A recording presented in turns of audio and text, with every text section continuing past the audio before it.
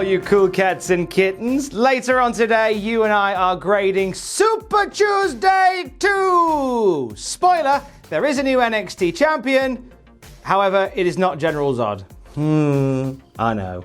Here is your wrestling news. A WWE Legend's huge offer from AEW has been revealed. Tessa Blanchard's first match since leaving Impact Wrestling has been announced. And a UFC star wants a Wrestlemania match with Brock Lesnar. We'll get to it in a bit. Booyaka Booyaka 619. Rey Mysterio starting our news video today. So yesterday we talked about how AJ Styles nearly turned up at AEW Dynamite episode 1. Well, Rey Mysterio could have found himself in a very similar situation recently. So Dave Meltzer on the Wrestling Observer Radio talks about this and says that Rey was actually offered the chance to jump to AEW very, very recently. We know that WWE was working with Rey while Rey was out of contract. He ended up re-signing with the company and everything's fine now, but there was a point where they hadn't reached an agreement. Dave says Rey could have gone to AEW. Rey got a huge offer to go to AEW. That's a feather in the cap that he stayed. I don't want to say they owe him because they don't owe anyone anything, but Rey had no contract. Rey could have walked into AEW in the middle of this program. He wasn't going to do it because he's Rey, and he told them he wouldn't. And no matter what, he wouldn't. But the point is, legally, he could have. It was a very icy walk for WWE to take with Rey Mysterio there, to have him on TV in a prominent position during his feud with Seth Rollins, to be out of contract, and with AEW offering him money as well. Now, obviously, there's more than just money riding on it for Rey Mysterio to stay. Rey is keen to have Dominic Mysterio get the best start possible in his wrestling career, and he didn't want to burn any bridges with WWE. In moving to AEW. But you have to think that in a different time, in a different circumstance, had Rey Mysterio had less to lose, he probably could have walked to AEW mid-storyline. And that would have been a real thing. And I wanted to bring this up in the news because obviously yesterday we talked about how possibly, allegedly, presumably, AJ Styles would have been potentially a part of AEW Dynamite Night 1. So Rey Mysterio could have been a part of a massive moment in Wednesday Night Wrestling history by turning up on Dynamite. That could have been a thing. And I feel like that, obviously Chris Jericho was a WWE stalwart. He's over there right now, rekindling his career once again, doing some really great stuff with some really cool people. We have Matt Hardy be on Raw the one week and AEW the next. And we've had a few big moves from WWE to AEW once the 90-day no-compete is up. We've seen a few people moving that way. But I feel like there is a big move from WWE to AEW, the size of an AJ or a Rey Mysterio on the horizon. I've got no sources on this. It's just something in my waters that tell me that we're pretty close to that. Looking ahead to Dynamite tonight, Chris Jericho is teaming with Inner Circle member Jake Hager. They're going to face Joey Janela and Sonny Kiss in a no disqualification tag team match. So we had Jericho and Janela going at it on Dynamite the other week. Could be a spillover from that. We'll see how that goes down. Matt Hardy is going to be talking on Dynamite tonight. First time we've heard from Matt properly since his fall at AEW All Out.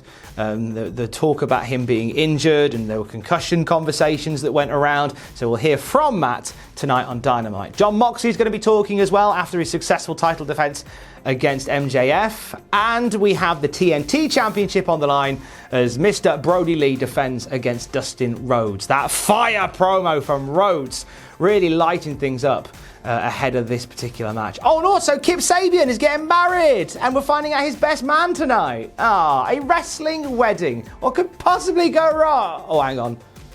Jake Roberts is in this company.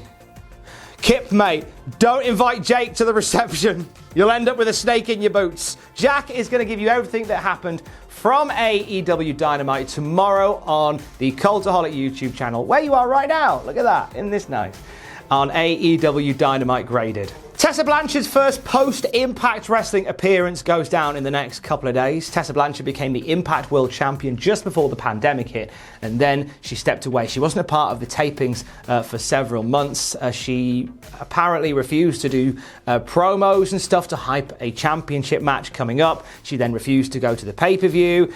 Consequently, things got a little bit sticky between two parties, and we saw Tessa Blanchard's contract terminated, and she relinquished the Impact Wrestling Championship. And we are going to see the first of Tessa Blanchard since all of that went down. She's going to be at Warrior Wrestling on the 12th of September, defending the Warrior Wrestling Women's Championship against Kylie Ray. Lots of good people come in and out of Warrior Wrestling. And so as well as this main event between Tessa Blanchard and Kylie Ray, we're going to see Impact stars like TJP, Alex Shelley, Chris Bay, the Rascals. And we're going to see AEW guys like Brian Cage, Joey Janela. Kimberly is going to be there, the NWA Women's Champion, Thunder Rosa is going to be there as well. A few indie standouts as well, like Dan the Dad. I love Dan the Dad. Look up Dan the Dad, he's wrestling's greatest dad. Warhorse is going to be ruling some bottom there as well. And as we say, that main event featuring Tessa Blanchard and Kylie Ray goes down as well. Be interesting to see how that goes behind the scenes, what with a few of her former Impact friends there, like Kimberly and Chris Bay and the Rascals and TJP.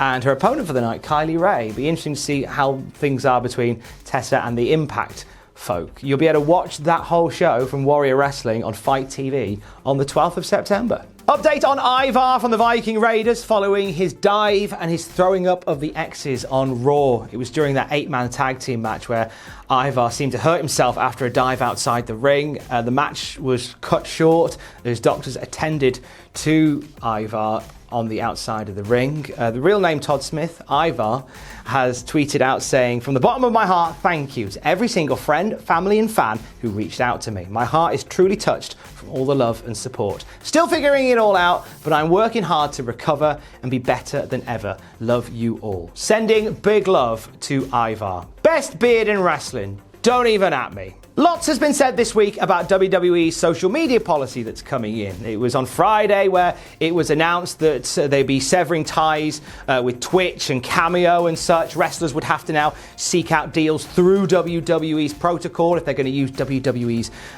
contracted names. And it was all it all felt a little bit weird how it was announced on Friday. We've had some more meat on the proverbial news bone since then. As WWE has said that they want to work with the talent to work on these sort of things, and they're reluctant to let them use their WWE names in third-party promotional deals. AJ Styles talked a bit more about this on Twitch yesterday, where he said, "From the contact that I've had and the information I got, WWE does want us to interact with our fans, and that means streaming. They want this to happen. They want you to have a YouTube channel." What we know was a little vague at first, but we're going to talk about it and things that need to happen. There were things going on that we knew we couldn't do. First thing I think of is that energy endorsement deal with Lana, which is a bit of a grey area from TikTok. Touch of a grey area, but Big E having on his tights, "I'm on Cameo." That's probably less of a grey area, that one. I admire the hustle, but I think that's a touch of a grey area, possibly. AJ goes on to say, "It's a weird time. We did different things and it was borderline whether we knew we could do it or couldn't. Streaming is not going to be taken away. YouTube is not going to be taken away. There will be changes in other areas, I'm sure of it, but I don't know exactly where that is. I'll say it one more time. WWE wants us to stream and interact with our fans. Don't stress out about bad guy WWE. It's not like that. Things have changed. It's a great place to work. I'll let my own children work for this company." AJ Styles defending some of the social media policy changes that WWE are bringing in. One area that WWE are looking to take some more control of and push out into is podcasting. And WWE Podcasts already has shows from Corey Graves, The New Day, and now they're adding one with Alexa Bliss. Uncool with Alexa Bliss premieres on the 22nd of September. It's a weekly podcast that will see Alexa sitting down with WWE superstars and celebrities to talk about awkwardness growing up, fashion disasters, first date nightmares, just general awkward, uncool situations. They've got to have guys like Taylor Hanson, James Englehart, Ryan Cabrera, the Bella Twins, Lance Bass, Nikki Glazer, John Heder, loads of other names, and WWE guys going to be a part of this. The Miz is going to be on the first episode on the 22nd as well. Just celebrating all things uncool with Alexa Bliss. Now, you know this is a WWE thing because otherwise we'd be calling it Uncool with Lexi Kaufman. This is definitely a WWE thing. This is definitely our thing, damn it. And finally, a former UFC champion wants himself a fight in WWE. And not just any fight. He's got a very specific idea in mind as to what he wants. During a chat on ESPN MMA with Ariel Helwani, Daniel Cormier, DC, said the following: I want to wrestle with Brock in the WWE. That's where I want to fight Brock. I want to fight him on his terms. Two old guys in the UFC octagon going at it. Boy, me and Brock at WrestleMania, that would be a good time. Now, this nearly happened in the UFC in 2018. They had a pull apart at one point that looked like it was going to lead to a thing, but then it didn't as a result of Brock Lesnar retiring from MMA and all this stuff. And so it looks like it might happen in WWE. I don't know how much attention Daniel Cormier has been paying to WWE right now, but the last time Brock did a feud with an old UFC friend, it didn't go according to plan, did it, Cain Velasquez?